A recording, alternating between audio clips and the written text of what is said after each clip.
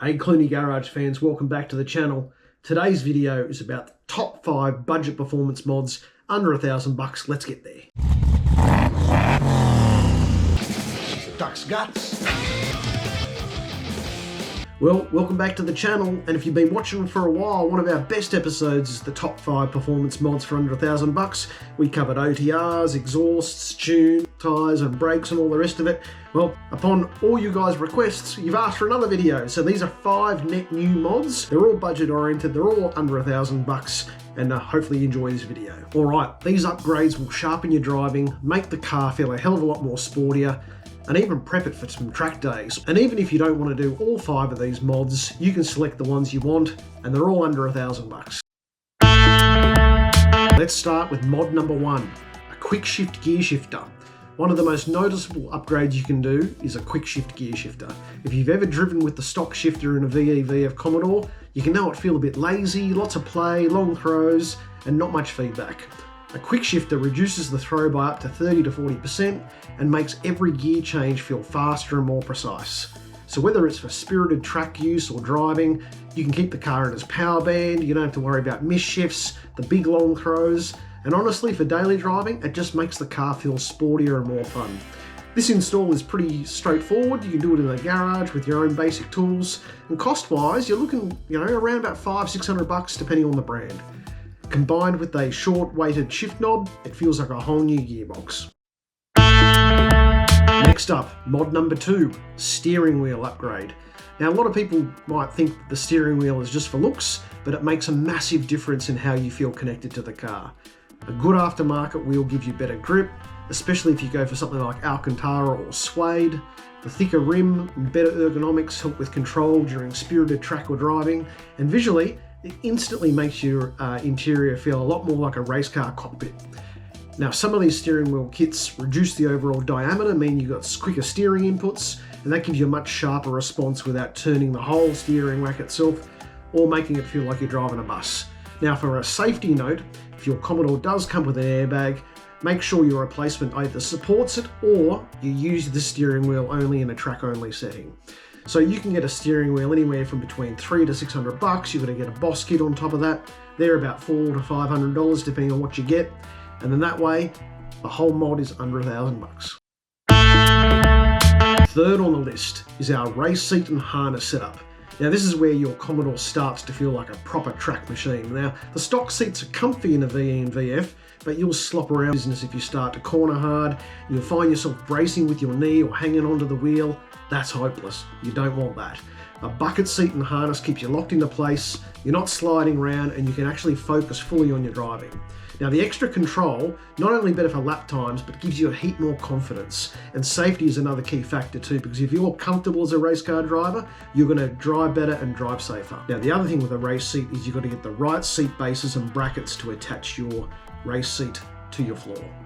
Now for street cars, I'd be only installing your race seat and harness on a track day, but if you've got a dedicated track car, you can leave it in all the time like we do with our cars. Now race seats go from anywhere from $600-700 upwards, and you can start to find some harnesses 4.6 points for around that $500 mark too, but check your engineering requirements and get it fitted professionally. Mod number 4, adjustable camber tops and bushes and toe arms. Now if you really want your Commodore to handle like it should, this mod is absolutely essential. So from factory, alignment is fine for daily driving, but it doesn't give you a whole lot of adjustment. So once you start to push the car on the track or spirited driving, you'll start to see tyre wear and handling will start to suffer. Now adjustable arms allow you to dial in more negative camber up front and in the rear, and that helps heaps more with turn in. You can really tweak the rear toe as well for that mid-corner rotation. Now on the street, this means much more grip through corners, and on the track, it means you can start to chassis tune the car, adjust your dampeners, adjust your camber settings and toe to your driving style and the setup at the track.